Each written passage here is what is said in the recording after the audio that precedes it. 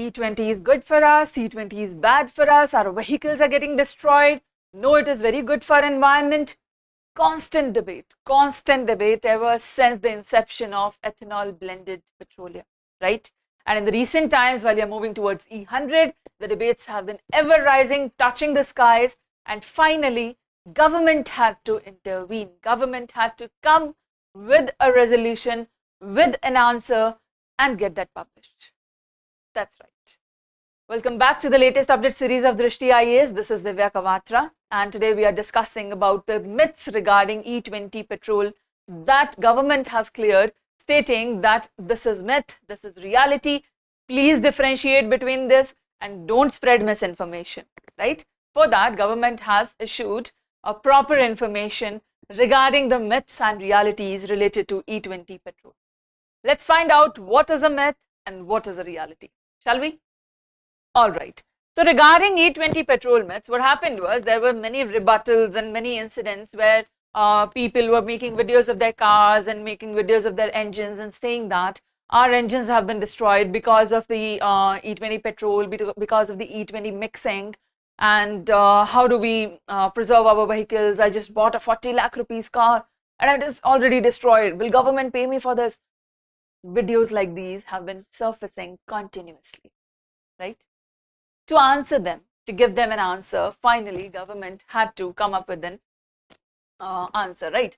So E20 Ethanol Blending Programme, rejecting the claims that is excessive water consumption, engine damage, insurance invalidation, environmental harm, so many claims were there. The government has come up with an answer that nothing of the sort is happening. In a 10-point clarification, Ministry of Petroleum and Natural Gas clearly said that under the program under which petrol contains up to 20% ethanol is supported by scientific studies, international experiences, and regulatory safeguards. All right. So let's see what are the myths regarding this and what is the reality regarding this. 10 myths in a 10-point answer government has cleared. Number one myth, let's understand. Number one myth is it consumes 10,000 liters of water per liter of fuel. 10,000 liters of water per liter of fuel is what it consumes. That was the first.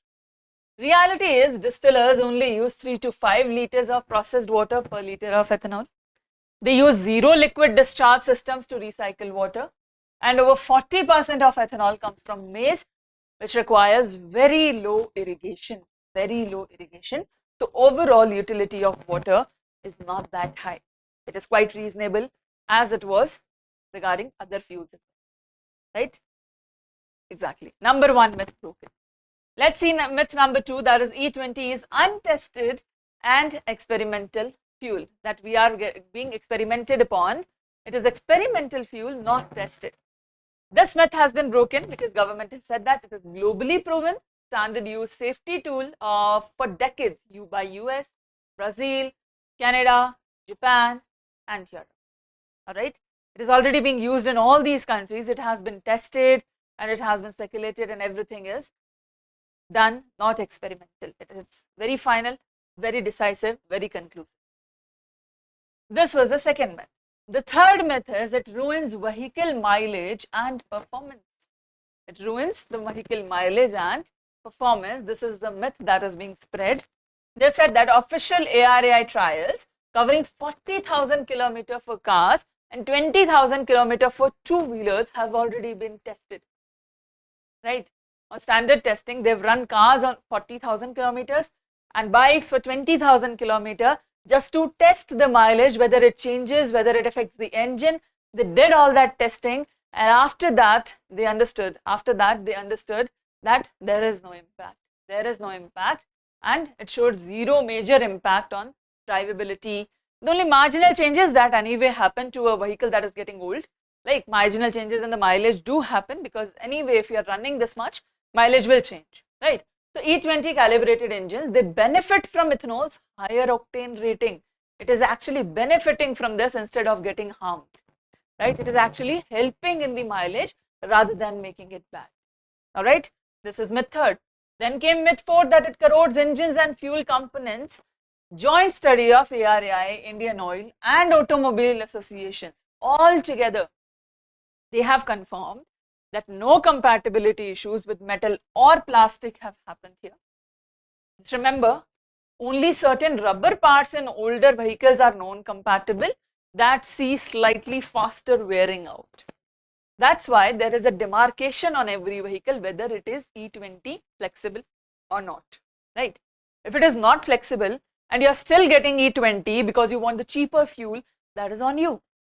If your vehicle is not compatible, if you're not even checking whether your vehicle is compatible or not, whether you don't understand the process that you only get E20 if your vehicle is compatible, if you don't understand that, you will get E20, and if you get that, obviously it will destroy it, right? Okay. Myth number 5, it voids your vehicle warranty and insurance. Nothing like that. Car manufacturers and insurers have officially confirmed that E20 designed or approved vehicles are fully covered under the standard terms itself. You don't even need to upgrade your terms. You don't even need to upgrade your agreement, contract, nothing. In standard terms itself, they have covered E20. They have covered E20 as a blanket. There is no new agreement required. Nothing changes in their previous agreement. E20 just gets another coverage. There is no change. All right? Exactly. This is myth 5. Let's go to myth 6. That is the sugar in it attracts ants and bees. So there were several videos there they were showing that towards the fuel tank, they could see a ton of bees and ants crawling in just to get that sweetness, right? Because it is made of sugar cane, so it has to be sweet. And if it is sweet, it will attract ants and bees. This was a myth going on. So they busted that, saying that heavy industrial distillation removes all residual sugar. It's not like it is a sugarcane juice, right? It is not that. So it removes the high quality sugar, and then what remains is ethanol. So chemical denaturants are also added explicitly that repel insects, and the strong hydrocarbon smell of petrol anyway dominates, and no ants or bees are going to go towards that petrol smell, right? They're not going towards petrol smell, so that is not happening. Not happening. Okay. Yeah. Then there is myth 7. The government told the Supreme Court E20 is just an experiment. Government said that to Supreme Court. This is the myth. This is a rumor going on, and they've clarified that this is just a rumor. There has been no such conversation. What actually happened was Supreme Court legal case was about business procurement contracts and fuels viability. Attorney General confirmed media that otherwise, whatever is being stated otherwise is completely false. There has been no such discussion. This is a complete rumor. Yeah, that has also been clarified. Myth 8, it allows water to leak into your fuel tank. Why would anybody mix fuel and water? Like, don't you understand how dangerous that is? Why would water get leaked into the fuel? So naturally, this has been said that modern vehicle fuel systems and retail petrol pump infrastructures, they obviously have built-in engineering safeguard that completely prevents water ingress, and that is on engine construction. That is on engine construction, how it is constructed and how the pipelines are designed. It has nothing to do with the fuel anyway. Fuel is not sitting there and calling the water like, okay, come. No, right? It is about engine construction. So how do you even blame E20 for that? Like, that is haywired, right? So there is no blame on E20 for this. And especially it doesn't even happen. If your engine is broken, maybe then the pipelines get mixed or something. But other than that, it is not possible because they are strictly designed to keep water and oil apart. All right. Okay. Then comes myth 9, viral videos showing raw sugarcane juice being mixed in petrol. That is people doing experiment. How can you stop that? People want to gain views. So they just on social media, what they start doing is they're mixing sugarcane with petrol. They're running that, okay, let's run vehicle on this. Obviously, ants will come on that. And those same people just suppose that, okay, see, ants are coming. We are putting sugarcane juice, obviously ants will come, right? So people have gone to next level just to think and just to experiment with it, that they're spreading rumor, they're spreading myth, and people watching those videos generally think that this is reality. They don't understand that this is people doing experiment. They think that this is government officials actually doing such tasks, right? That is not happening. Okay. So they're saying that this is completely fabricated. Fuel grade ethanol undergoes industrial process. How can you just mix sugarcane juice? Who does that?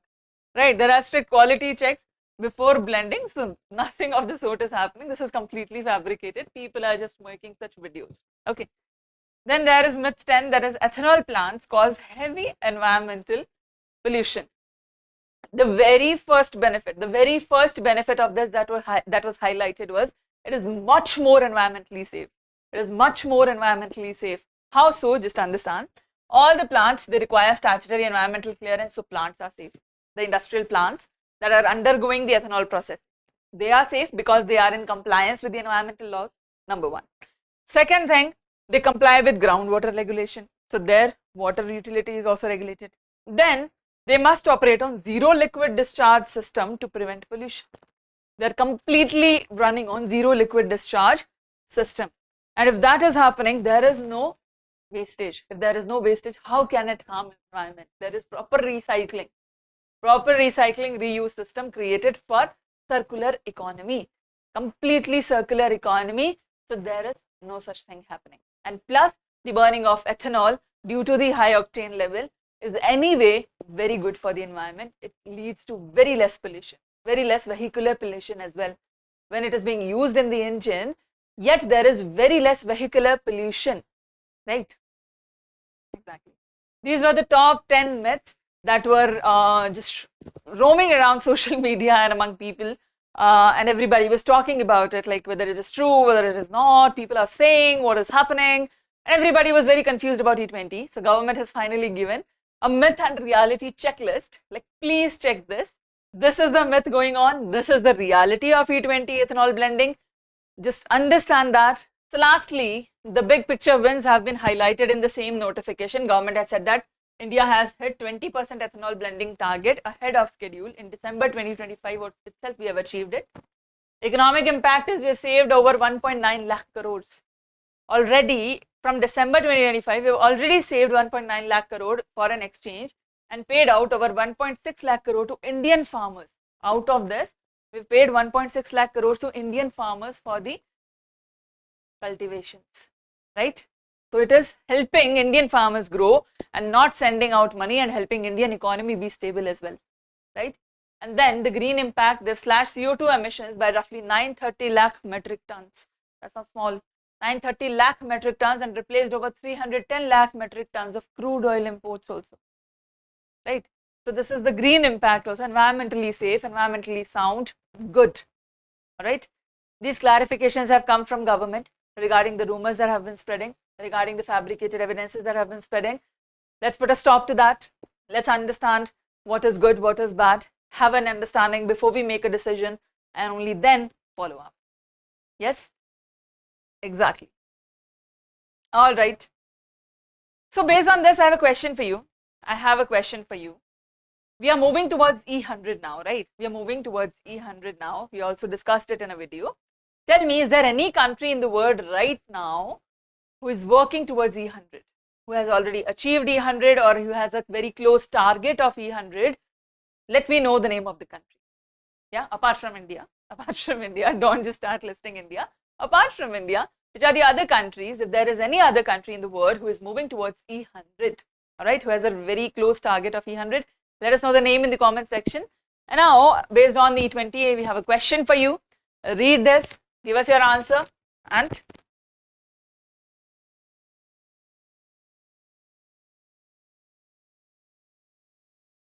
all right. That's about it. That's about the myth and reality checklist of E20 Petrol. Yes, I hope you understood that. Please spread awareness among other people as well. Being an educated citizen, it is also your duty to do that. Please do that. And let's not spread rumors. All right. Yeah, that's about it. Thank you so much for joining. See you. Take care. Bye-bye. For more informative content, like, share and subscribe. And do not forget to press the bell icon to get the notifications.